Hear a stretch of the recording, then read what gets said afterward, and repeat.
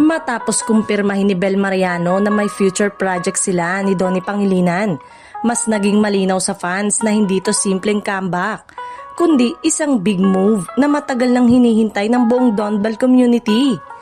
Ayon sa insiders, matagal nang nakalatag ang plano pero sinadya umano bigyan ng breathing space ang dalawa para mag-grow individually bago ibalik ang tambalan sa mas malaki at mas mature na proyekto.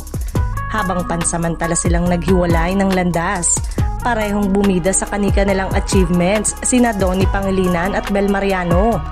Dahil dito, marami ang naniniwalang mas handa at mas hinog na sila sa mga challenging roles sa susunod na taon. Sa bahagi naman ng production side, may usap-usapang malaki ang budget at high concept ang proyekto na posibleng magbigay bago at kakaibang flavor sa Donbell pairing. May fans pang nag-uungkat ng posibilidad na overseas ang ilang location shoot. Isang bagay na nagpasiklab lalo ng excitement sa social media. Hindi rin maikakaila ang reaksyon ng fandom.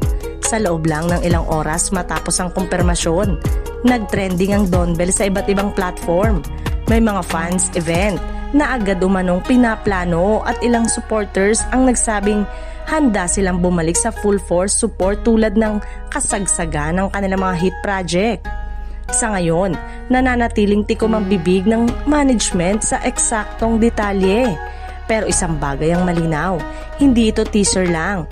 Ito ay pahiwatig ng isang major reunion na may big impact sa 2026 entertainment lineup.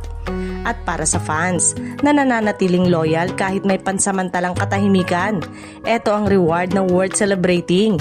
Mukhang ang next chapter ng Donbell ay hindi lang pagbabalik kundi level up ng kanilang karera.